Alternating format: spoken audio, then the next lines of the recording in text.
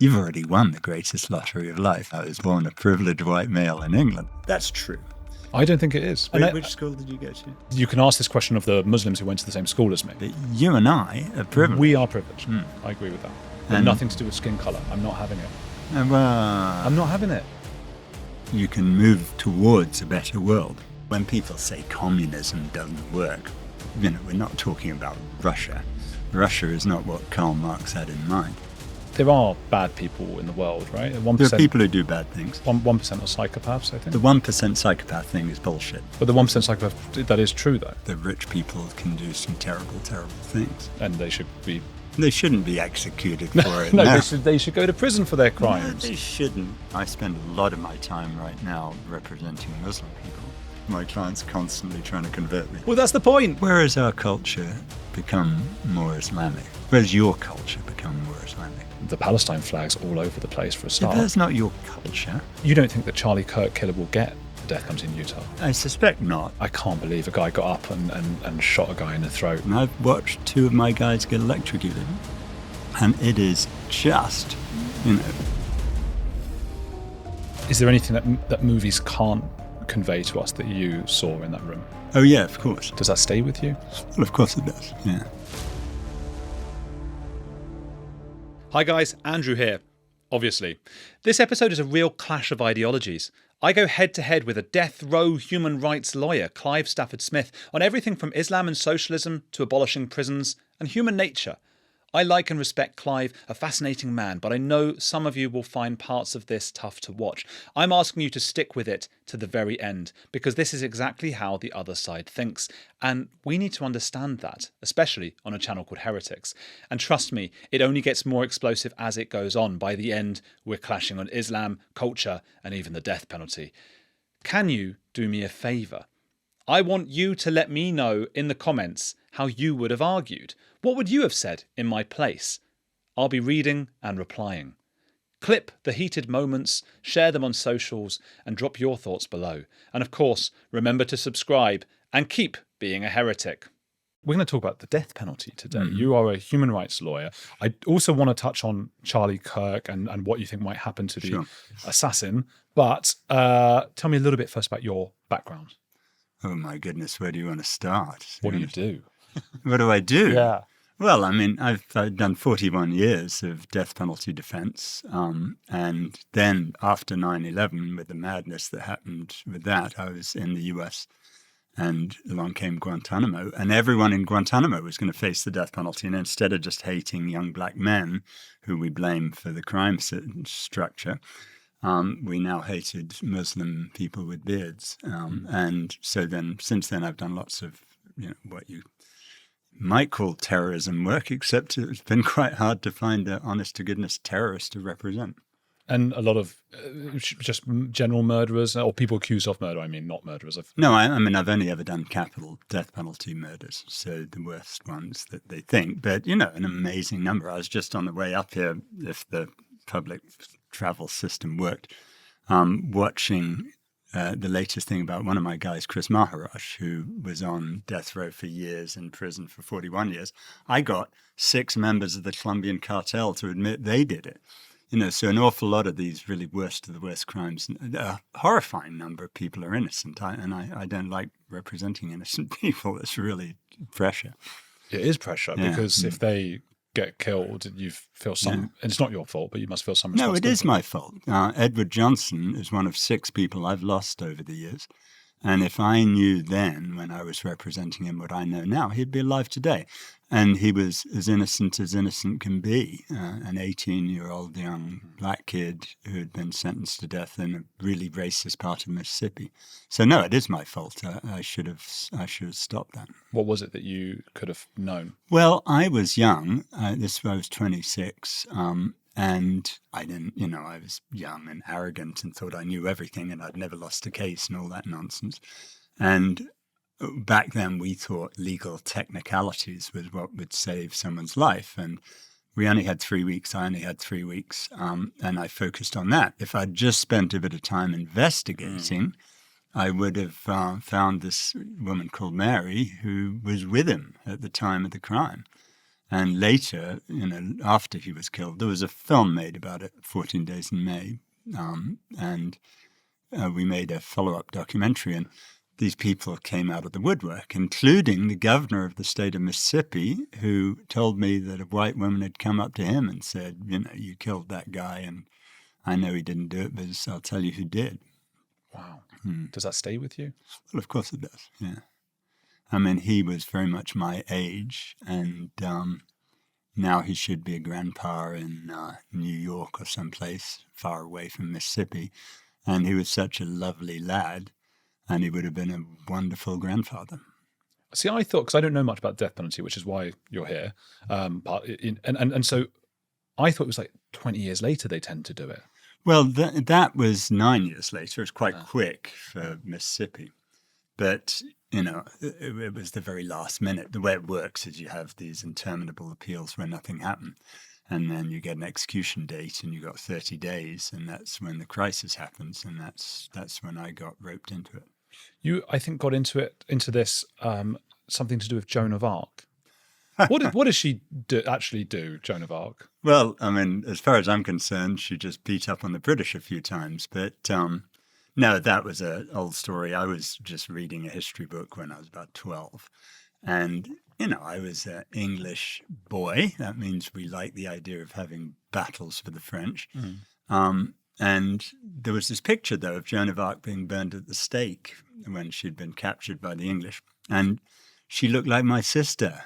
And, Mary and I have had our differences over the years, but I don't think we should burn her on the stake. And I was horrified by this. And later, when I looked into it, I thought this was old, ancient, medieval history, but turned out the Americans were still doing it. So that's why I went to the US. She was like the French. She was a young woman. She was very young, like 14, 15, who just led the French army and, inspired them all to beat the English. And the English hated that, of course. And so when they finally captured her, they thought she was a witch. So they burnt her. And I think she became a saint. That is absolutely mental. Because so many stories you hear from back in the day, and it's just, hundreds of years ago, and it's just a character, it's just a name. You don't. But if you really think about a 14 or 15-year-old girl, firstly, just the fact that she seemed to lead the French army, and then actually the visceral image of her burning. But I always think it's more interesting to think of the mad things we do. Yeah. I mean, when you think about Guy Fawkes, for example, it's absolutely astounding to me that every November the 5th, we tell our children to make a guy, the word that then became us, and put him on a fire and burn him. And you and I know that Guy Fawkes was the only person to enter Parliament with honest intentions ever. It's just very barbaric and very strange. I guess it's that same thing. It's the distance between. It's just a character from history, isn't it? We don't really think about it too much. I mean, it is, but I don't know if I'd rather be burnt at the stake than electrocuted. And we still do these things, and we still create these unbelievably uncivilized ways of killing people. And the electric chair came out of a typical American thing. It was a battle between Edison and Westmoreland as to whether to have direct current or alternating current. And Edison, who was, against the death penalty, bought a Westmoreland generator, sold it to Sing Sing prison in New York so they could execute people with it, just to scare people into not having alternating current. And that's why we got the electric chairs. It's mad stuff, and we end up torturing people to death. And I've watched 2 of my guys get electrocuted. And it is just, as bad as burning people at the stake. I've seen The Green Mile, obviously, and that's just horrific. Yeah. Is there anything that movies can't convey to us that you saw in that room? Oh, yeah, of course. Because the biggest part of it, you see this short time period. But, of course, the biggest part of it is, as you say, that very often people have been waiting for it for 20. In fact, there's one guy waiting for it who's got a very strong innocence case in Florida right now who's been on death row for 49 years.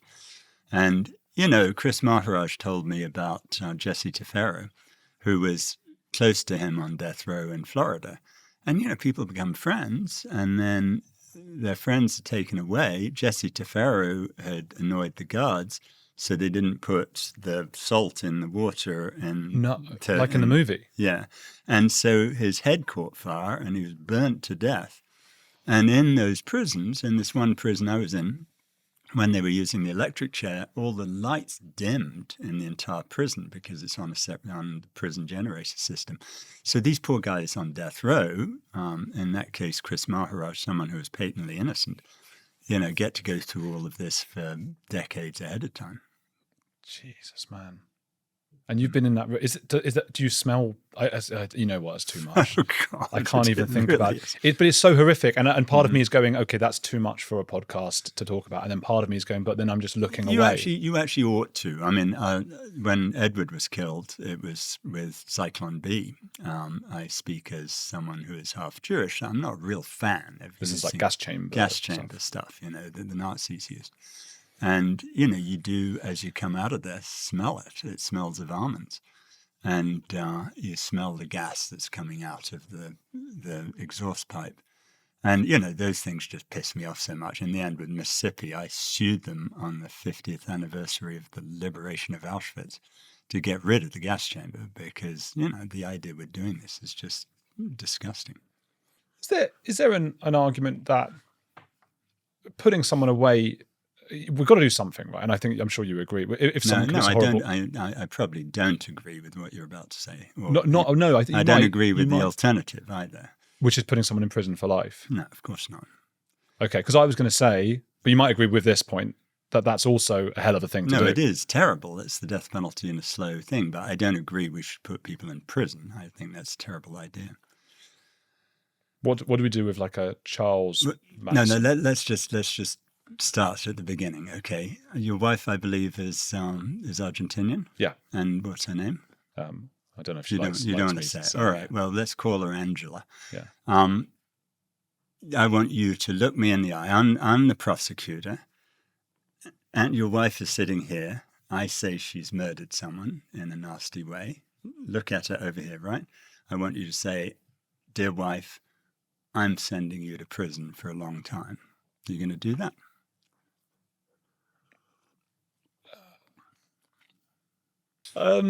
God. But this is it. People try to get their own loved ones off, don't they? No, but of course you do. But what you've got to think about is everyone I've ever represented has loved ones. And the question is why we do what we do. And if I were to ask you about the most despicable thing you've ever done in your entire life that you're most ashamed of, my legal advice would be don't say it out loud on your podcast.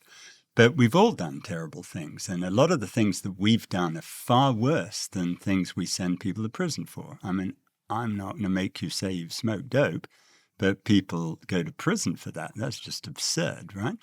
There's a better solution to all of these things. Your Charles Manson example is a good one. The guy was wacko jacko, and he should have been in a mental hospital. And the idea that we say that Charles Manson was a sane person going around doing what he did is just silly. And I've represented an awful lot of people under these circumstances, and the worse the facts, the more obvious the explanation. And I just don't go along with the idea that treating people as badly as they treated other people is a great way to solve problems. My God, it's an interesting thought, and that's why you're here. Yeah, I want to. I'm a heretic on that. Well, yeah. And I'm proud to be, because I think there's a very interesting thing we should do in life, which is look around ourselves at all the things that people believe, and then say, is that really sensible? And I don't know about you. I mean, I love it. I'm not being pious or anything. I'm not saying I have a superior access to the voice of God, but I think we're surrounded by madness in all sorts of ways. And we need to rethink that. And with the students I have, I try to get them to rethink, why do we hate people in particular? You want to take the worst example that you've done stuff on, I know, is pedophiles. I mean, we hate them like there's no tomorrow. But no one chooses to be a pedophile. And anyone who thinks that a pedophile's not mentally ill is just crazy. So you have to think to yourself, why is it that we don't see that? Because until we do see it, we're not going to solve the problem, as long as we just try to chase these people underground. we're just going to create a bigger problem. See, I've got many alternative arguments going through my mind, but I know you've heard them all a million times. Probably have. But it's still worth me putting them to you, I suppose. You're welcome. Just as you had my imaginary wife there, right. I would say similar, telling your wife here that the person who did horrible things to your I'm going to say hypothetical son. I don't want you to even imagine with your own children. But no, I've got a son. But a hypothetical one, because I don't want to even put your son in that imaginary situation. I've thought about this many times. Okay, and you're going to say to your wife, I'm sorry that this guy that was touching your kid and those kinds of things is not going to go to prison. My wife would agree with me. But she's a defense lawyer and she fundamentally agrees with those things. And it's not, look, with all of this, God knows, I've been a victim of attempted murder myself. I've been through all sorts of those things. I don't like that. It's terrible.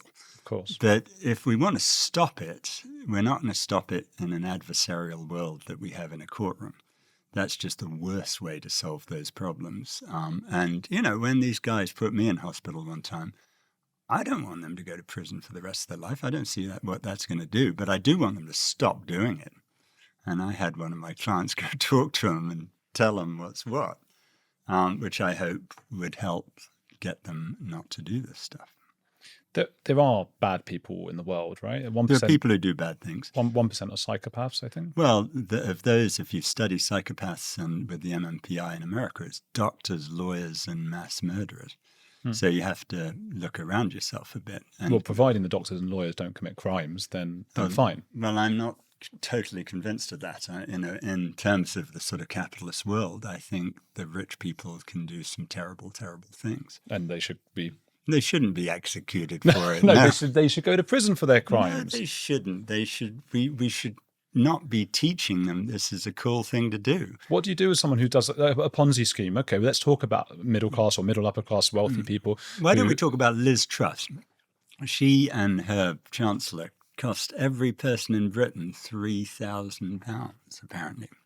That's bigger than any Ponzi scheme that's ever happened. Well, the economy's worse with Starmer, though. And it probably is. But these are not crimes. These are not people who deliberately went out of their way to... They both are looking, Starmer and Truss, to fix the economy. That's their idea. Yeah, but what they did was idiotic. And idiotic. They caused a huge amount of harm. Yeah, but idiotic might be one... I mean, that's an opinion. I respect that opinion, but it's not the same as mutilating a child. Well, no, it's probably more in some ways, and it depends what you're dealing with. I've dealt with this obviously many times. In some ways, what some people do in their antisocial way when they're trying to get rich and rich and richer is far more premeditated. And so, I'm not interested in that argument back and forth. I'm not going to send the rich people to prison. I just think we need to have a system where we're trying to teach people to be decent to each other. And the way you do that system, one of the things about my son, I adore my lad, and I want it said on record how proud I am to be his father. But, I've never punished him for anything, ever. I've never taken anything away from him. I've never done any of those things because I think punishment is a very bad way to get people to do things better. I've talked to him and, I'm sure the dear lad will make as many mistakes as I did. Well, perhaps not that many. But, it's just not... We gradually begin to see that with children, we shouldn't beat them. I don't know if you were waterboarded in school. I was. You were waterboarded at school? I was. I'll tell you that in a minute. Well, I can see why you have a strong feeling against punishment. Absolutely. Well, but the thing about it is we've come a huge way from when I was beaten all the time in school. I was indeed waterboarded, all sorts of other things. Now we don't do that to kids, right? And thank goodness. Yeah. And we say when we see someone in a supermarket screaming at kids, we tell them not to do it. And yet we're becoming harsher with people the moment they hit 18. And, I think that's irrational and bizarre. Well, I think. Do you want to hear about waterboarding now? Yeah, go on. It is quite fun. I went to Radley College, which is one of the evil private schools that we should abolish. Don't get me wrong. I was very happy and I was head boy and all that nonsense. But I think they're wrong. So I was put in a bath and they put wooden slats over it, the things you'd have by the bath, fill it up with cold water so you're drowning. And then if you poke your nose between the boards, they took a pin and stuck it in your nose. These people are total sociopaths. And that was weird. I'm sorry you went through that. Well, I'm glad. Seriously, that's awful. Well, it only came back to me when I was talking to this poor guy in Guantanamo Bay, and he was mentioning waterboarding. I said, "Yeah, well, been there, done that." It's a funny one because I didn't necessarily know we'd get into this, but there's a political debate I think we'll have to have in a nice way, because you said yourself. I guess what a lot of people on the left maybe think of people on the right, which is, they may be a little bit unfeeling or no, and I totally disagree with that. And I think left people who are sanctimonious are just fools. We all do. There's this idea that left-wing people are somehow nicer and kinder and better. It's not true.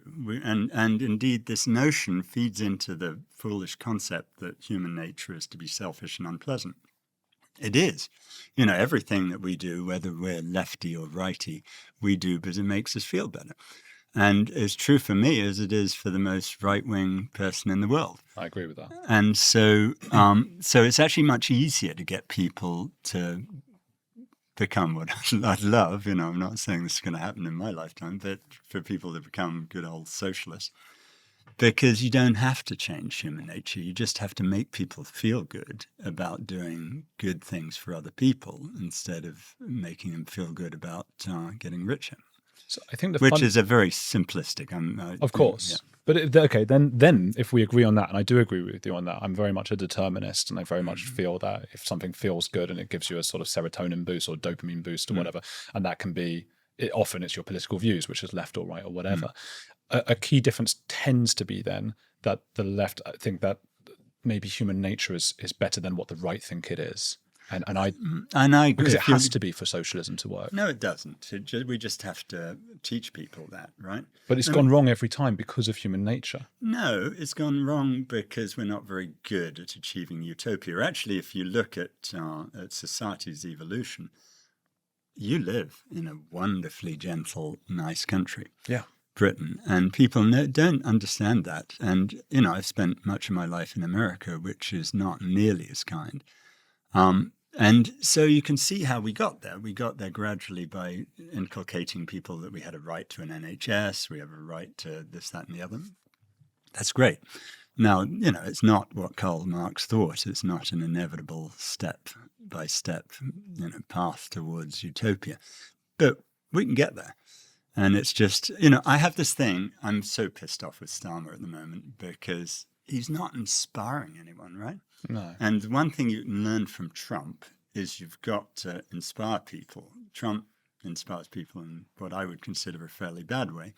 But so this liberal, I'd love to hear your thoughts on this because I'm going to publish some stuff on it and I need some good ideas. And you strike me as someone who'll come up with one.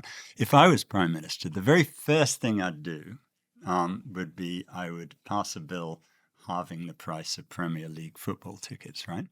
Because it's pointless. I don't like football. I'm an Ipswich Town supporter. We're very rarely in the Premier League.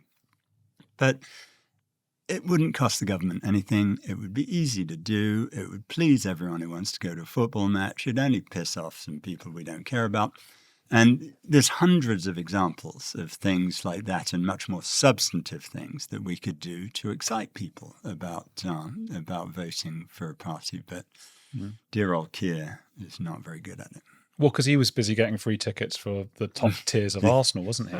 But, totally true. Well, okay. So as you know, I lived in Argentina for some years, and we had at that time Cristina Kirchner as the president, who was a left-wing populist, and she did run with Fútbol para Todos, good football for everyone, which made it free for everybody on TV and all those kinds of things. But Argentina was a society that was completely crumbling under a kind of socialist philosophy, and she, like in many other instances in socialist populist governments, was hiding millions and millions of dollars in a monastery that the nuns were hiding for her, and is currently in prison, which I guess you wouldn't think she should. You don't think she should be, but she is. Yeah, but she fundamentally shouldn't have been stealing millions of dollars. But that's human nature. That's what I'm trying to get across. That's my feeling. It will always happen in a socialist society. Those who the kleptomaniacs will rise to the top. I mean, right now they're doing it in the capitalist society. So you're right. That's true. That those things do happen.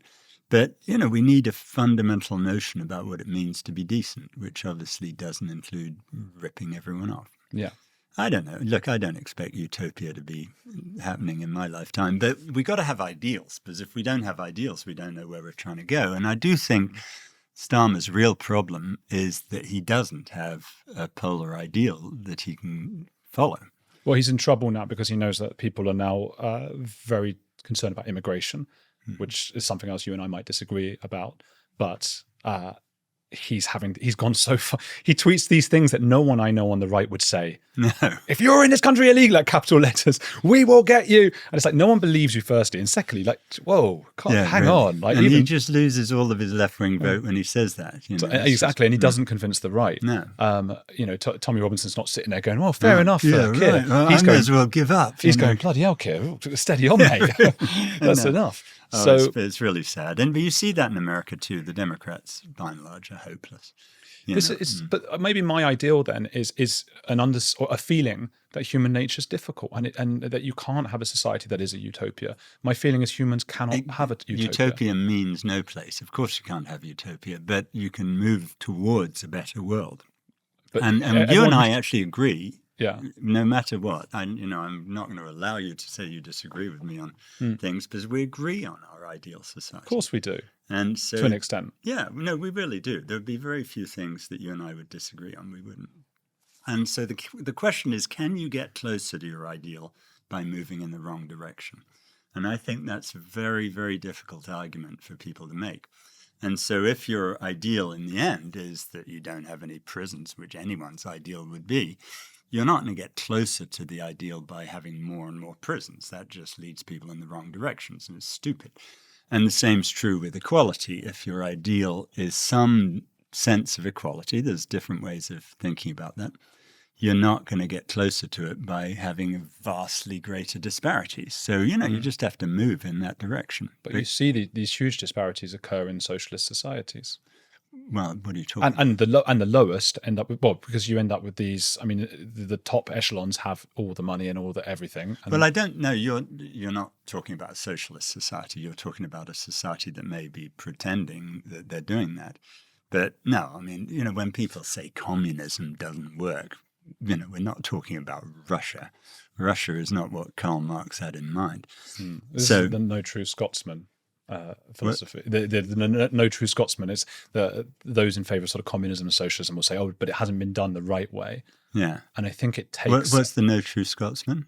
I love Scotsmen. They're great. They're very true Scotsmen. They're much better than English people. It's just a phrase. I don't even remember what the origin is for it, but it's a phrase to suggest, when someone says, look, communism or capitalism or whatever it is, of course it can work perfectly. It just hasn't been done the way I think it should be done. That's what they all thought. That's what Che Guevara thought. Nothing can work perfectly, but it can work better. And, Britain... The Americans come here and they say we are a communist socialist society. Yes. They say all sorts of other things about whether we can walk out of the door at night, all of which are nonsense. Britain's not a socialist society, but it's a much more socialist than America. And there are other countries that are more socialist than Britain, and I think it's great. America does pretty well. No, I don't know when you last lived there. Economically, though. Does well. No. Britain's not doing great. One of my rules is walking around the world, how much it costs me to go from A to B if I give money to every homeless person. And America is a very expensive place to move around. And, there are much deeper problems in the US, and I lived there for decades. And it's not just that we hate people so much we want to execute them. You watch what Trump's doing now, it's utter madness, and it's hate-filled madness. What's that? But it's difficult because I think part of your argument is that as humans we're sort of quite decent, but then if Trump's doing things that's hate-filled, half of America's voted for him, so there must be some hate-filled There people. is. It's quite easy to inspire people with hatred. It's sad to say. I mean, so what does that say about humanity? That says that it's quite easy to inspire people with hatred, but it's also quite easy to inspire people with decency. And there are things that make that more likely. And one, I'm not saying America is an evil place, not at all. I love working there because the American Constitution, for example, gives you the power to force people towards decency, to force people to treat people equally. And, people weren't necessarily educated to do that. And I'm not saying they're evil because they're doing the wrong thing. I don't believe in that. But I do think we need to get people to be kinder to each other. But everybody in history, in my opinion, most people in history who have tried to be kind to other people have done so via horrific means. I don't think that's not true. My mother tried to get people kinder to each other. And I'm talking about political leaders, though, those who have gotten power in countries. I mean, Football for Everyone was just one example, lovely, but she was the Football for Everyone that they did in that. Oh, no, I know. But look, you want to, instead of being, if you'll forgive me, sadly focused on misery, I think of the people I admire in politics. Mario Cuomo, not his son, but Mario Cuomo, the governor of New York. He would stand up for things. I watched him a few times give speeches, and he was just inspirational. And people disagreed with him. He was firmly against the death penalty at a time when everyone wanted to execute everyone. And he just stood up for it. And people respected that. And there have been, I really admire him. I think there are admirable people even in American politics now. I spent a month of December in Washington going around Congress to try to get the worthless President Biden to do the right thing by one of my clients. And so I met all of these senators and congresspeople, and some of them, no, I'm not going to vote for. But there were some very impressive people. And people you won't have heard of, like Senator Van Hollen, are just amazingly decent and impressive. And it's those people we've got to encourage.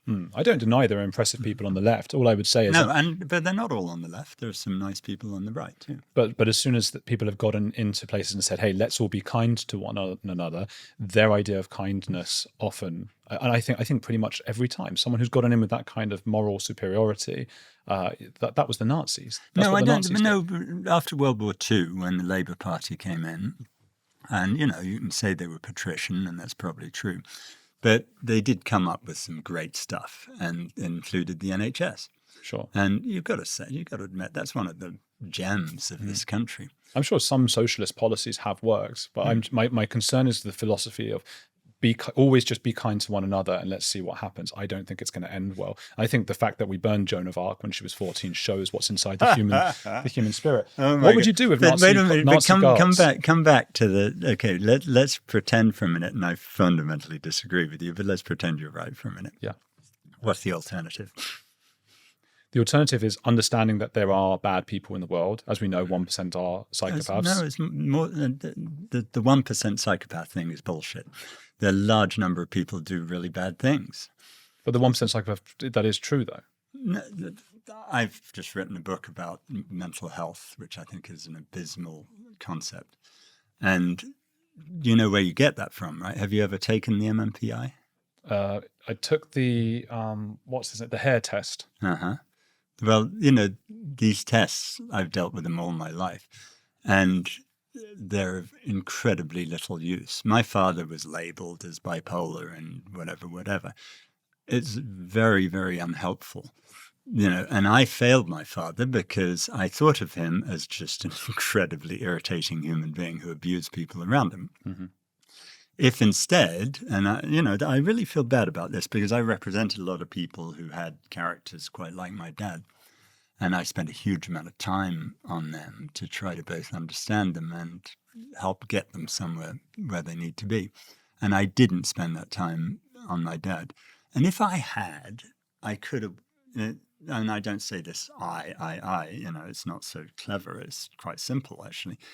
My dad couldn't function in the world as it is because, he just was incapable of it, bankrupted everything he ever touched. But he could function in other ways. And if I had engaged with him on his passions, as in poetry, as in things like that, he was never going to make money anyway, anyhow. We supported him as his children, but we could have engaged with him in something where he wouldn't do any harm and he'd have really enjoyed it. Clive, he was your father. Yeah. So it's not up to you. No, it is. It's not your fault. No, I'm not taking the blame for it. I'm just saying... It sounds a little... I don't want to do the Goodwill Hunting thing. Have you seen that? Yeah, It's not your fault. It's not get an emotional response from you. But that's not your fault. No, and he was not good to you from what you've said. No, he wasn't good to a lot of people. But at the same time, he was the dad I had. And if I had approached him the way that I think I should have, perhaps you don't, then I could have made his life a lot better. And I didn't do that. Look, I think we share the sentiment of wanting to get on with our family members. And I'm the same as you. No matter what a family member does or what their beliefs are or whatever, or a friend of mine, I stick by them and I see the best in them. I'm the same as you in that respect. I just don't think a society can function that way. And I think we do have to sometimes say, look, if you go around killing people, and it's not just to sort of stop people from doing horrible things and taking advantage, which I think they would be doing all the time if there was no prison or no punishment at all, but it's also to give something to the people who've been wronged. And you might see that as a dirty trait in humans, that they need to feel vindicated. No, I have seen it 100 times, and I've seen it as the big lie. And I'll tell you about a woman I deeply, deeply respect, Lorelei Guillory. She was the mother of a 6-year-old child who one of my clients murdered. No question that he did it. And Lorelei, it was an extraordinary story, and I won't tell you the whole thing, but Ricky, my client, was a pedophile. And he was a pedophile because before he was born, his dad drove into a telegraph pole, his mum's thrown through the front of the car. Do you think that's it? So no. I'm going to tell you very briefly. Yeah. She was in Charity Hospital for 2 years in a body cast from her neck to her ankles. And when we were trying this case, I made this poor Australian woman illustrate this for the jury. She got pregnant in that body cast because her abusive husband thought it was okay to have sex with her. And while Ricky was in her womb, he was exposed not only to his own little Hiroshima of X-rays, but to a drug that's actually been linked to pedophilia. Now, no, I didn't present that to the jury because I didn't think anyone would believe it, but it's true. That's fascinating. It is fascinating. And then when they recognized 5 months in she was pregnant, the doctors said, you got to have an abortion. The husband said, we're Catholic, we're not having an abortion. So Ricky's born. He sexually abused himself. He starts sleeping on gravestones. He posts on his school notice board that he's not Ricky, he's his dead brother Uscally. And, he's totally messed up. And he's a very intelligent guy, but utterly messed up. And so he ends up having therapy in prison when he goes to prison for molesting a little girl. And they tell him he's a pedophile, and they tell him he'll never be cured. And he thankfully writes to him saying, well, don't let me go then. If I hate myself more than you never hate me. So, of course, they do let him go, and he ends up killing this child. And Lorelei, and he thought he was killing his dead brother. It's just crazy stuff. But Lorelei didn't want him executed. And in the end, she did want, and I talked to her a lot about this, and she wanted to meet Ricky. And Ricky wanted to apologize to her, because even though he was clearly insane under any definition, he knew he'd done it in retrospect, and he wanted to say sorry. So she sat in this jail cell for 3 hours with him, and then she came out of there, and she went down to the DA's office and said to Rick Bryant, I don't want this guy executed. And Rick Bryant said, you're a very strange defendant, victim, and then tried to take away her second child as an unfit mother because she didn't want him executed. Well, she ends up testifying for us. And I asked her one question. I said, Ms. Guillory, do you have an opinion as to whether that guy over there who killed your son was mentally ill when he did it? And she turns to the jury and says, yeah, as a matter of fact, I do. I think that Ricky Langley's been crying out for help since the day he was born. And for whatever reason, his family, society, and now the legal system never listened. But as I sit on this witness chair, I can hear the death cries of my child, Jeremy. I can still hear that man crying out for help, and he was mentally ill. And, Lorelei's extraordinary. She's an uneducated alcoholic woman from Southwest Louisiana. But just extraordinary. And I think, having been a victim of serious crime, 7 or 8 times myself, I want to know why things happen. I don't just want to say, I want to, you you put me in hospital, so I'm going to put you in hospital. And I think the lie that we tell to victims that they're going to feel better if we execute the person who did it is just terrible. Well, execute's one thing, but the idea that you wouldn't even put someone in prison, you hear people talk all the time about that. Like, they get their. You said yourself that Lorelei was exceptional. I think most people do feel better knowing that the person who killed their son has been put away. But I think that's because they've been told to feel better that way, and it actually isn't it doesn't make people feel better. He even said he shouldn't be released. No, so he did. He wanted to be in a mental hospital. He wanted to be studied because he knew he didn't ever want to be born. I do agree with you on the I try not to say the word too often because YouTube doesn't like it, but the abusers of children, that they need to get into therapy. Yeah. But when they've offended, if they have offended, and I think most of them haven't, that's my understanding. Most of them with the inclination or the condition haven't actually offended. They live with it. Those people should be got into therapy. But those who have offended need to be put away. This is what we do, and Britain's doing this now too, and we copied America, and it's utterly idiotic, is the Scarlet Letter law. And in America, it was actually brought in Ricky Langley's case, the one I was just telling you about. That sex offenders, when they move into your neighborhood, they have to report. And, my wife and I, we got 2 of these cards when we were in New Orleans from people who had been told they had to send postcards to their neighbors saying I'm a pedophile. And so I marched around there to talk to them because I assumed they were going to be the victims of vigilante injustice. Both times, people had thrown bricks through their windows and driven them out already. And what that does is it puts someone who can't control themselves out in society on the run because they're being attacked by these people. I understand why they do it. I think they're wrong, but I understand why the vigilantes do it.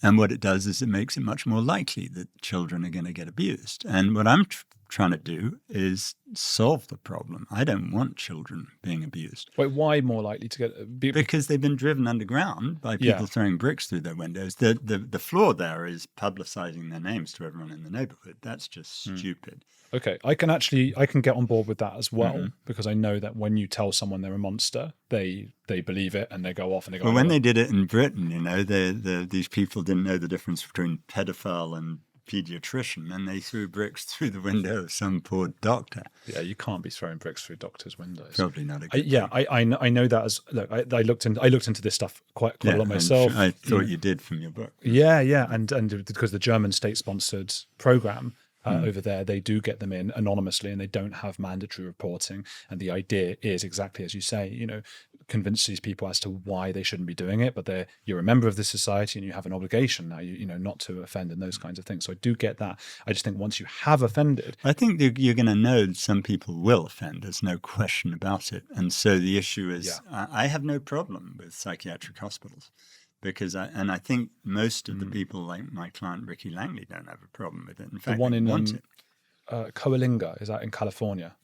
There's a Louis Theroux. That's where he went. And Right. They're there. And it's a strange place because over the years they apply to leave, and pretty much no one's ever allowed to leave. Right. Is that what you would advocate? Well, I think what we have to recognize, there is a big difference between a secure hospital and a secure prison, because I always ask this to crowds, and I know they're sitting there thinking, "Oh, maybe Clive's a pedophile or something stupid." But that would be stupid. Well, to assume. I mean, it is. But I ask people, who here put your hand up if you would choose to be a pedophile? No. Obviously, no one would. And my experience, which is fairly considerable in this, is that most of the pedophiles I've ever dealt with hate themselves more than the most hateful person ever could. So a lot of people don't mind being treated, and they're trying to struggle. Ricky struggles. He's so obsessed with his genealogy to try to understand why he is what he is. But he killed a kid, right? He did. Yeah, totally. That's the point at which I go, right, I don't care. But he didn't want to be let out of the first institution he was in. We did that. And, we're all agreeing, Ricky's agreeing that he should be institutionalized. Ricky wants to be studied because the fundamental problem is that you and me are too stupid, both of us, to solve what his unwellness is. And it's not the only one. When we have diseases that are communicable and we can't solve them, we put people in a hospital and we segregate them from other people. We don't do that because we hate them. We do it because we haven't figured out how to cure them yet. And if we take that position, we're going to get a lot further, because we're not going to drive so many people underground. We're not going to say we hate you so much. And I think we'll protect a lot more children, frankly. I agree with you up to the point where they've committed a crime. But and even what I'm saying, I know is going to be controversial among my own viewers, but I just think if you haven't committed a crime, these people need to get into therapy as soon as possible. And they can't because of mandatory reporting. They can't go, and they won't go, and then they'll offend a child, and that's the worst thing in the world. It's terrible. And we've got a situation where those they do get released after 1 or 2 years in the UK, and then on what? I don't know. In the UK, I don't deal. In the UK, they tend to, and yet someone like Lucy Connolly, who came up, put those horrible posts up on Facebook. She was, what was it, 31 months? She was sentenced to. So that's when Americans sort of look at Britain and go, "Gosh, we've moved into a bit of a socialist government," and they mean socialist, they mean authoritarian about speech. Which and look. If you look at what Donald Trump said this week about poor old Charlie Kirk and saying that he's going to lock people up who say anything. That's nuts. That is nuts. I agree with you. And, no one is a stronger supporter of the First Amendment than me. I believe in total free speech. Just in case people aren't aware of that was Trump saying anyone who has celebrated the death of Charlie Kirk, or even just said anything like, he sort of was a supporter of guns, so he deserved it because he got shot. He also said if they burn the flag, that people go to put. That is nuts. That's nuts. Hopefully that's just rhetoric, and he's just saying some stuff, because if he puts that into place, that's so un-American. Well, we've struck it down every time so far. They've done the flag burning thing 3 times already, and we got it struck down. What does that mean, struck down? The US Supreme Court said you can't do that. What's great about the US, I really do think there are lovely things. The Village of Skopje case is a case where the Nazis of Chicago wanted to rally. And, everyone was trying to stop them. And they were trying to do it in this village with a bunch of Holocaust survivors. And the Supreme Court said, you've got to let them do it. Now, if you didn't let them do it, there'd be a few miserable Nazis. But when they did do it, what was great about it is it incensed the entire country. The village got a Holocaust museum, and then the Blues Brothers made the film about it, where they push all the Nazis off the bridge. That was about that case. That's funny. And I think when you allow people to have free speech, however obnoxious that speech may be, is much better than trying to tell people what they can and can't say. Absolutely. I even feel with, there's Holocaust denial in Germany. They should be allowed to say that. Then the worst part is when they feel they're not allowed to say it, it's, well, look who they say the Jews own the media, or the prison. Yeah, crazy. It doesn't help. It doesn't help. And I try to say, I'm Jewish myself, I try to say to other Jews who sometimes have this urge to hey, these people have said this thing, stop them. That's not a good idea. No. It's not a good idea. You're allowed to make a movie that laughs at them. That's fine. Yeah, exactly. Laugh at these people. Yeah. Just laugh at them. No, I agree with that. Gosh, I need to ask you more death penalty stuff. Okay, go ahead. Last meals, last cigarette. Tell me about those things. God, what would you have for your last meal? I couldn't enjoy it. Why do you think we have this death penalty protocol? And it is that you have a last meal, you have last words, you have a last prayer. I don't know. It's just it's to try to make it all seem like it's official and everything. And you mentioned cigarettes. It's sometimes you just got to laugh at these people. Nicky Ingram was born in the same hospital I was in Cambridge, Addenbrooke's, and he he's another person I feel really bad about. I represented him for quite a long time, and I got close to him. And when they were about to electrocute him in Georgia, he said, I don't want a last meal. Exactly what you'd say. You're about to kill me. Why do I want to have a last meal? But I would like a last cigarette. And the warden says, you can't have one because that's bad for your health. And I went out and I told the media, do you know what? That idiot in there just said. And so finally we got him his last cigarette. Do you think the warden was taking the piss? No, he was being an officious bastard.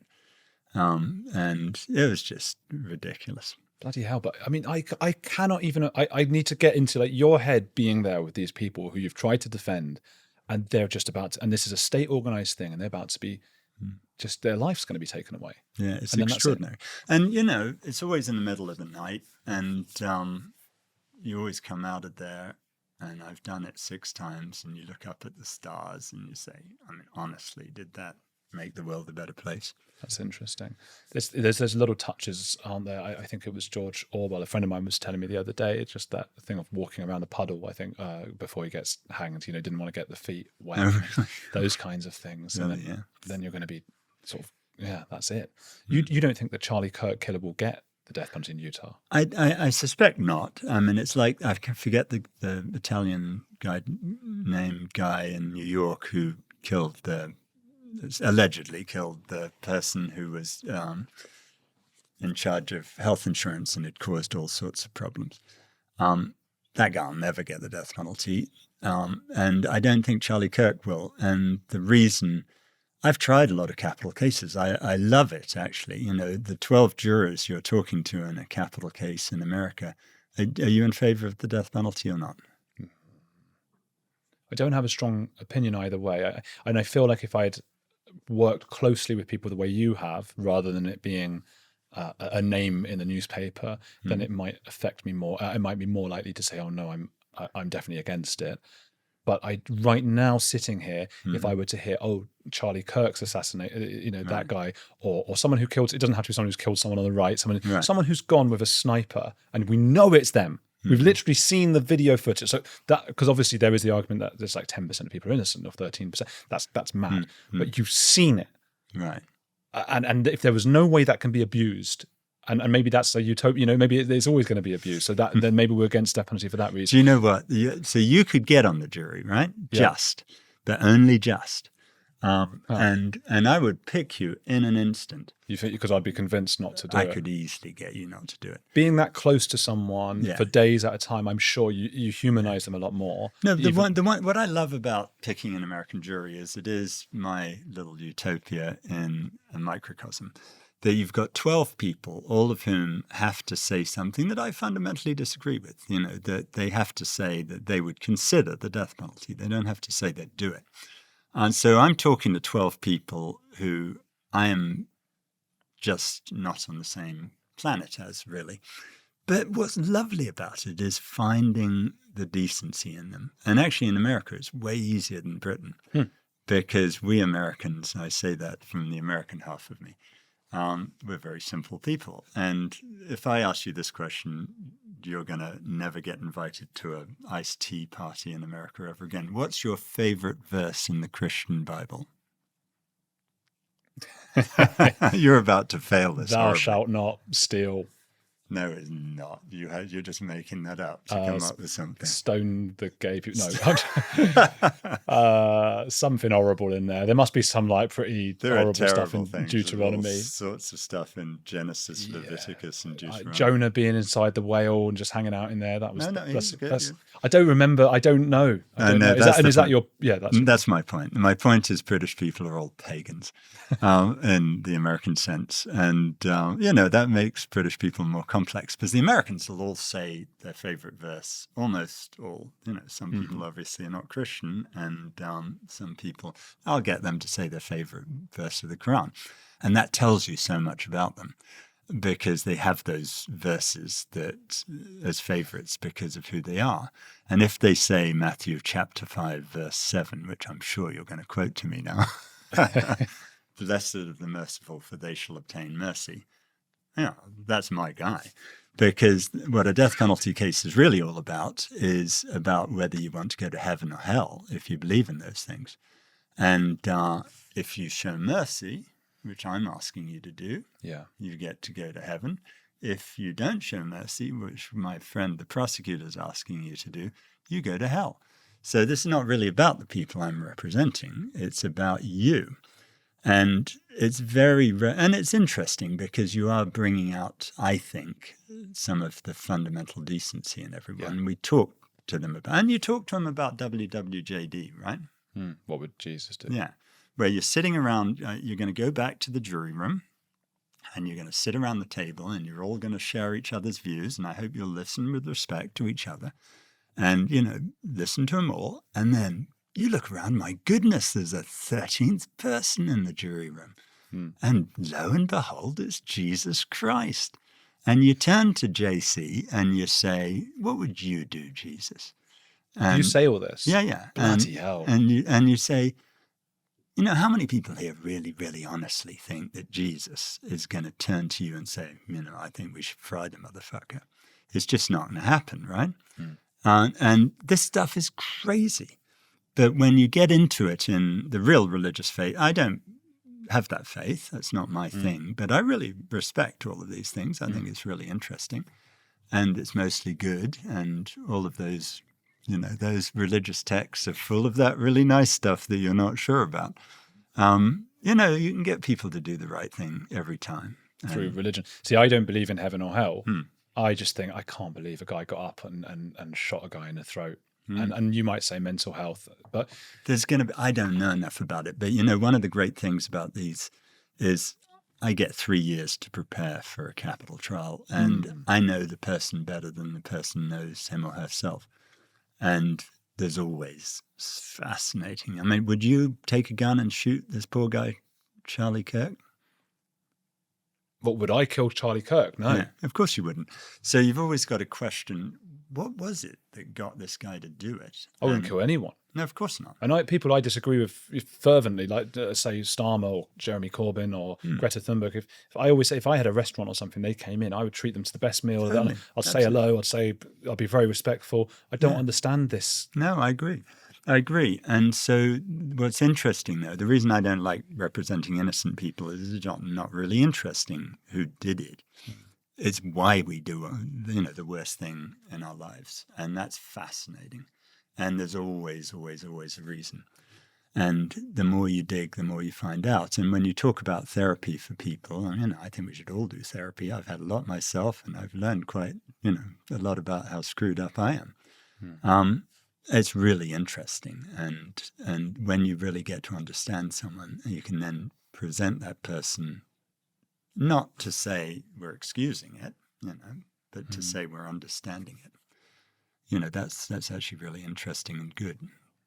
Man.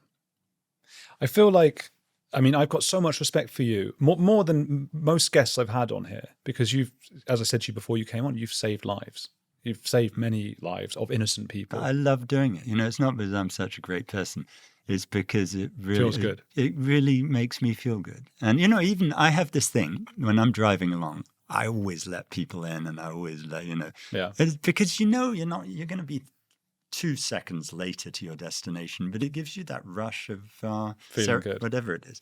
Yeah. And, I think that's just a basic thing of the human body. But I think it's dangerous. What? That dopamine rush that we all get from doing something nice. There have been studies that have shown that people who feel like they did a nice thing are more likely to be less nice the next time because they're sort of still high on that rush. No. There have been studies on that. Well, there may be true of some people, but I think a lot of people. Well, I would certainly. That's what enables the Stasi or the Soviets. I've got to say, I'd like to see your studies, and I think they're normally bullshit. Those are true. That's been done. People know that. It makes sense as well because they did a really good thing. So they feel like, well, I've given to charity twice today. I've done this twice. I can do what I want. How many people have gone around? Okay, you know my politics, and we know each other's politics, and it's great that we have a lot of middle ground as well. But I look at the kind of both sides, left and right, who feel like they are so righteous and so good. The things they do in that name. That's what the guy who killed Charlie Kirk was doing. He didn't think he was a bad guy. He thought he was doing good. That's why I was a bit concerned about the trans stuff. If you move away from truth, of course it's a lovely idea that someone can be a different whatever. What a lovely idea. Immigration, what a beautiful idea that people can come and share that. And we all feel really good about that. But then 20 years later, we have a country that we can't really define anymore. Those Christian values that you and I might not believe in all of the things, but we both respect and think are a good, interesting part of this society, are being replaced by values that come from other parts of the world where they do put people to death regularly. Well, maybe not. I mean, what's interesting about that, I spend a lot of my time right now representing Muslim people. And, I'm not a Muslim either. And the people, I love my clients constantly trying to convert me. But well, that's the point. No, it's fine. You've admitted it. Colonizing. No, go on. No. I think it's sweet. They really honestly believe I'm not going to go to heaven if I don't do it. And so I think they're trying to be nice. And my favorite, this was lovely, Shaka Rama in Guantanamo Bay. Every time I saw him, he insisted that we have a little time set aside for him to tell me about becoming Muslim. And we went through this for 6 years. And I finally was about to get him out. And Shaka says to me, he says, Clive, I've decided that Allah is going to let you in anyway, which I think is so sweet. The entirety of Islam's just been changed for me. But no, it's been very educational, but it's both ways. I spend a lot of time right now in Afghanistan, and Afghanistan, has been racked with horrors for 50 years. There's lots of things we need to change, and there are ways to do it and ways not to do it. And the West is on a course of doing one of its normal stupid things. But, when I spent the last 4 days going around to mosques and things on a case I'm working on right now. And I don't agree with people on I don't agree with wearing burqas and things. But actually, I think this has been good for everyone to have this interaction. And now, obviously, certain people like Boris Johnson make pejorative remarks about that, which is not good. But understanding, I think, always is a benefit. But maybe it is funny. No, maybe it is. I grew up around, one of the reasons I probably feel that way is I knew a lot of Hasidic Jews. I didn't know them, but they were like this other from me. Yeah, but they are people who they're not really part of the society. Right. Many of them don't speak English. In their educational books, they scrub girls out of them. They do all sorts of things that just don't work with British culture and what we are and our ideas of liberty and our lives. Now, there's about 50,000 of them in the country, right? But if there were millions of them, this would be an issue we have to confront. You said yourself you're not sure about the burqas and things like that. No, but I would look at that the opposite way. I agree with you. Being half Jewish myself, I agree with you. I find that I don't like the othering stuff. I think there's a difficult line to draw between respecting other people's cultures and thinking actually there are certain fundamentals. And one fundamental, in my view, is the equality of women and that all women can go to school and whatever. And, when I go to Afghanistan, there's no question about that. One of my projects is to try to help make sure that happens. But I think we tend to go about it the wrong way. When we go to Afghanistan and say, we're imposing our Western values on you, that's not good. Their response, interestingly, very interesting guy who's the spokesperson for the Taliban, who I was talking to, he's from New Zealand and he's very sophisticated. And he said, we understand what you say about women's education, and frankly, lots of us have daughters. But we feel that way about you and your capitalism. Yeah. That we feel that you're really mean and unpleasant to poor people and that you don't try to give zakat and charity and whatever. And the other thing he said, we also think would be really weird because you're not Muslim. Those are interesting. But, sure. But so then how do we bring in hundreds of thousands of people from that culture and without moral imperialism, not saying we're right, they're wrong, but I think there is a little moral. I don't have a problem with saying that equality is right. I don't have a problem with that. Okay. I don't think there's anything right about differentiating. Now, I don't have a problem if it was genuinely proven to me that a woman wants to go around covering up, because there is an argument made by my wife in one of her dissertations that Vogue magazine is as bad for women as the burqa. Now, that's an interesting one, and I'm not the one to judge. I think you really have to live it. But at the same time, the women have got to have the right to choose absolutely freely. Yeah. And, I think we're going to get further on that if we actually talk to each other and intermingle than if we have... I'm not sure both sides want to talk anymore. And I think those who have come over here, this is another example of kindness, great, of course. And of course, I wouldn't want people to have the impression that I'm against people who have a different culture. I lived, like you, abroad. I lived in 5 different countries and learned to speak 5 different languages. I'm very impressed by that, for example. I wish you could teach me Arabic. I can't speak Arabic, right, but I haven't saved people's lives who were innocent. So I'm impressed by you equally. I think this idea of so that's my concern. People think, oh, I must not like culture and all that. But I love different cultures, and I'd be fascinated to go around Morocco or to see parts of Afghanistan, those kinds of things. I think us being nice and saying, come over here, and you don't have to, we'll do multiculturalism. Instead of saying to people what we should have said, I think, come over here, but let's get like that Michaela school, Catherine Birbal Singh's school. It's 95% Muslim, and they have England flags, and she makes sure everyone watches the England games, and she makes sure those Muslims feel English. And I think most people can get behind that. Instead, we've preached this niceness of everyone come and do your culture. Well, then our culture is going to start to be like theirs. That's just maths. So that's an example for me of when we're trying to be really, really nice. Where has our culture become more Islamic? Where's your culture become more Islamic? The Palestine flags all over the place for a start. Yeah, that's not your culture. Of course, this is my life. I'm walking around, and also there's that argument. Do you think the Palestine people should have a right to liberty? I think the Palestinians. Yes, I think they should, and What I blame Hamas for. Hamas is a big part of it. Netanyahu's a maniac too. For most people who are putting up Palestine flags. Okay, here another example is that in Pakistan, for example, and quite a few other countries around there.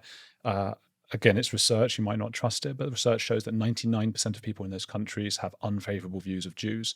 They don't lose those unfavorable views of Jews when they walk through the door. Do you know, they really do when I tell them, I'm Jewish, as I'd say, although it's actually my dad, so I think technically I don't qualify, but I still feel pretty close to that. And I grew up in Jewish fraternities and stuff. And I say I'm Jewish, and look what I've been doing to help you guys. And actually, it really worked in Guantanamo. The Americans tried to tell all the prisoners that every lawyer was Jewish, and you shouldn't trust them. It's really funny. And so Shaka, actually, he said, "Oh, you're Jewish, aren't you?" And I said, "Yeah, well, as a matter of fact, I am. It's not me you need to worry about. It's those other people, and we're all Semites. We should get along, and it works." You asked how my culture's changed. Another example, family in Argentina, they bought my wife and I a mezuzah, which for people who don't know, that's you put it on the door. You've probably seen them without realizing what they are, but that's what Jewish households have. Right. Every Jew I know almost every Jew has taken theirs down. And we said, I'm really sorry, we're not going to be able to put this up outside our house. There's no way that a Jewish person, and I think you might agree, and I'm sure most listeners would agree, that in today's society, you can do that. And if you can't do that, and that's as a result of immigration, then at least we need to... I think, I've got to say, I think if you want to put your finger on the incredible levels of anti-Semitism right now, the one who's caused most of that is Mr. Netanyahu. I mean, what's happened... But that shouldn't matter. Oh, it should. That shouldn't matter. Well, No, we don't blame... you're not not supposed to blame Muslims because of what Saudi Arabia's done. You don't blame Muslims because of Afghanistan. I agree. But at the same time, what I'm saying is the hatred is spawned that way. He's one Jewish guy. Yeah, but it's been sad to me. I hate it that because of what's happened in Gaza, and yeah, we all agree, Hamas, what they did was terrible and insane, and anyone who thought that was a good idea is mad. But at the same time, the response has been equally mad. The response has been mad. It's been over the top. It seems to be. I'd love to talk to him and know what's going on. We have the fog of war right now. Yeah. We don't know what's going on in there. I don't believe it's easy to extinguish a threat which basically infiltrates the whole community. It's so interesting going around the Middle East, and I've spent so much time there. And when I was working on the early Guantanamo cases, I was in two places. One, you'll really laugh, but the first one was Jordan. And Jordan has an enormous Palestinian population. Yes. And the way that the Jordanian power structure keeps their thumb on the Palestinians is by making them hate Jewish people. And so I was working there, and I wasn't going around saying, "Hey, I'm Jewish." But I was funded by George Soros at the time. Oh, wow. And no one would work with me because the hatred was such. And then I went to Yemen. They did work with me in the end. I did get taken in by the secret police too. But but in Yemen, I was working with this human rights group who were terribly anti-Semitic. It was awful. But their name was Yid. Can you imagine such? I thought they had no idea what that meant. Like, all this is well and good, and you grow up as a Jew or as a woman or as a gay person going, those are places in the world I might go and avoid. You chose to go there, and you took that risk for you, and people didn't want to work with you, but you weren't unsafe necessarily. But it was not somewhere that most of us would want to go and live. The problem is that's now on our doorstep. Now, one of the main issues here that I keep seeing is this anywhere versus somewhere people. So an anywhere person is probably you and me. We went to these posh schools. We're quite international, languages, law, human rights. We can go abroad. We can do what we want. So a change in our culture is not quite as radical as it might be for a somewhere person who is someone. It's not necessarily along class boundaries, but it probably is a little bit to do with class and people who are very much of their place in streets around the United Kingdom right now. Their streets have been turned upside down. So regardless of whether Palestine is right or wrong, they are seeing Palestine flags everywhere. Every time they want to have a political discussion about potholes, this or that. No, Gaza. People are being elected right now in this country on Gaza alone. That's insane. And it was unimaginable 20 years ago. And where are we going to go in another 20 years? It's not actually. If you look historically, I think it's interesting that you say that. It's not that different than things that have happened in Britain forever. And we did it on very strange basis before. I mean, first, obviously, we didn't really have elections, but when we were going around the world doing our imperialist thing, we very much had elections or what passed for elections based on people saying, I'm going to go and invade this country over there.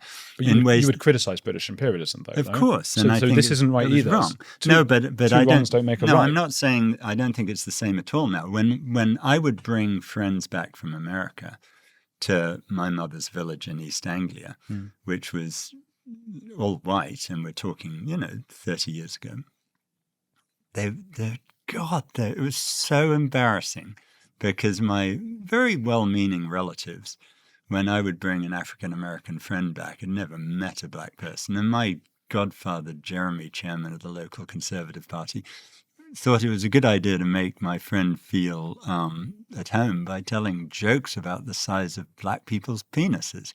Now, it was good for Jeremy to meet people from another culture. He was trying to compliment. He was trying. He was trying to make people feel at home. But, prejudice is a word that it's not like he blacked up, Well, they did. But even that, or white hoods or something. Can you imagine? Well, actually, the black and white minstrel show was a big thing in my family back then. I don't know if you ever saw it. No, before my time. I've read some Jeeves and Worcester, though, and the recent one I've read, he blacks up. Oh, I really wanted to see if my son should read some of the books I read. Biggles. I hope you never read them.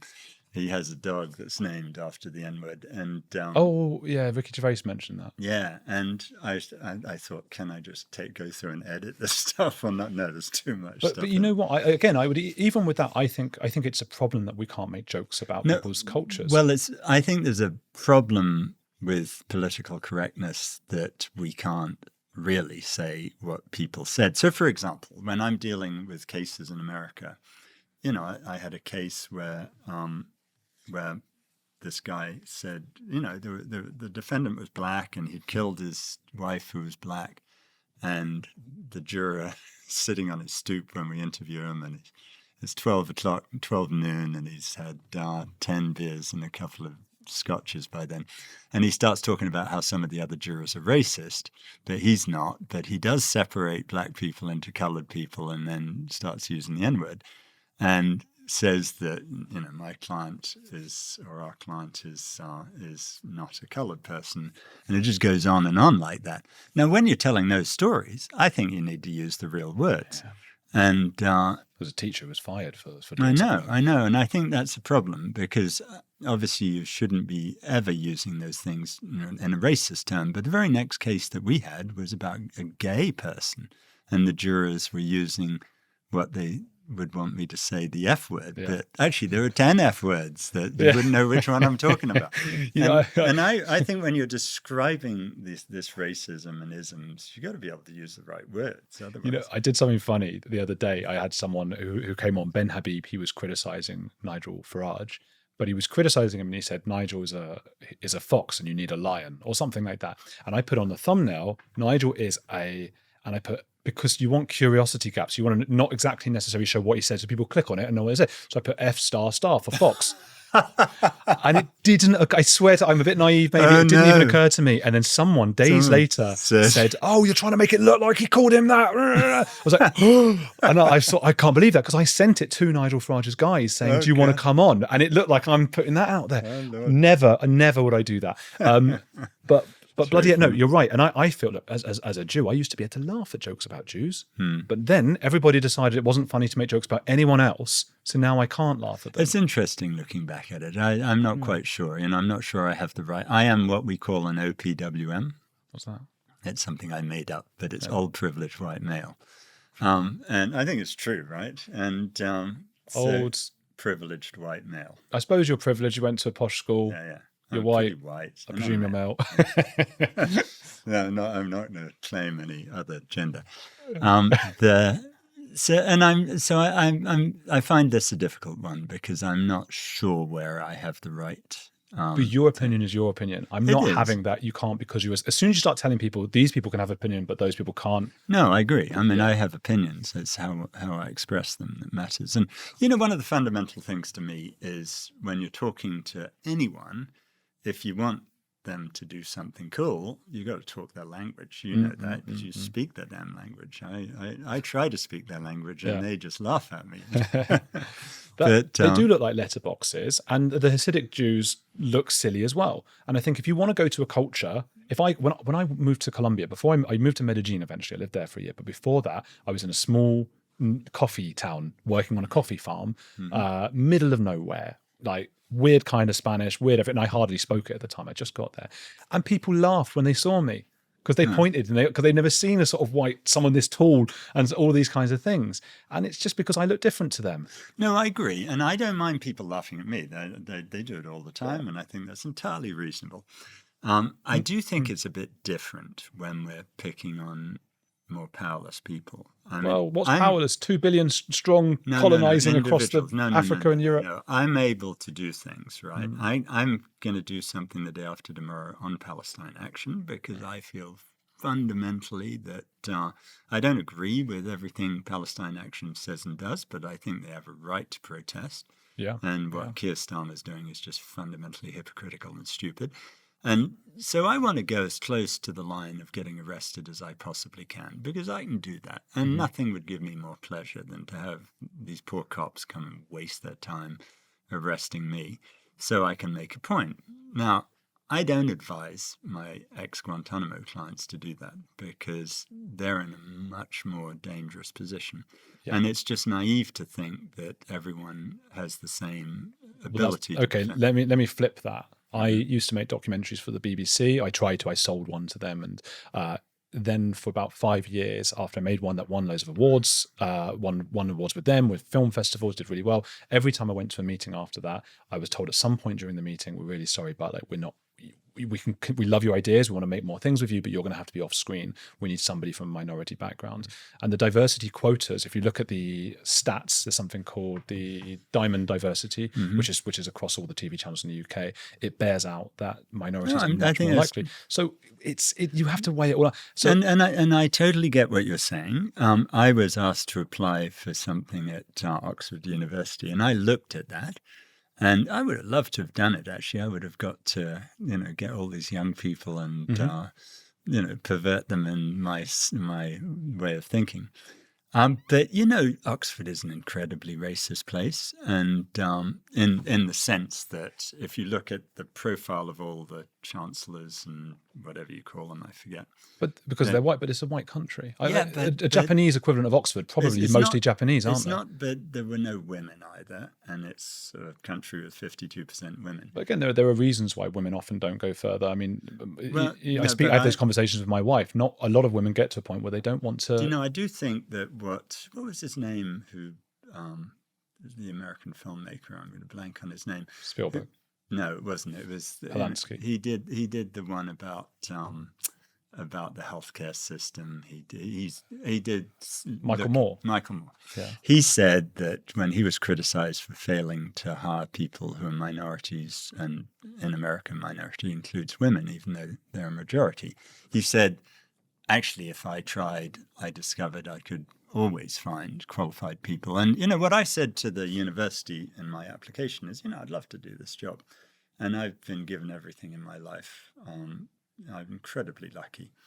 I really think you guys need to hire a woman at the very least. And they did, thankfully. And, I think that's important. And I don't feel discriminated against on that. God knows I've had all the advantage. And my son, I had this thing. It was actually a great thing. I was so happy. Wilf was talking about my mother, who would love to play lottery. And I would say, Wilf, look, come on, that's just a mug's game. It's totally tilted against you. It's really a tax on poor people, whatever. And you've already won the greatest lottery of life. And Wilf, aged 8 at the time, said, oh, you mean I was born a privileged white male in England? And I said, yeah, that's exactly what I mean. And that's true. I don't think it is. Oh, I think it's totally true. I don't think it is. Which school did you go to? No, well, you can ask this question of the Muslims who went to the same school as me, right? And then the black people who went to the same school as me. Yeah, but in my Radley, when I went there was one non-white person. Okay, I went to Merchant Taylors, which is now mostly Muslim. Okay, so that's because they're charged. Are they now privileged? Are they privileged? Well, yeah, because they're very privileged. Because they charge so much money. Yeah. Because a lot of Muslims, like a lot of Jews, like a lot of Indians, like a lot of Chinese people, have done really well and have a lot of money. Yeah. And so this idea of race but that's not the majority. It really isn't. No, but it's not the majority of white people either. How many white people get to go to Merchant Taylors? No, I understand, but you and I are privileged. We are privileged. I agree with that. And nothing to do with skin color. I'm not having it.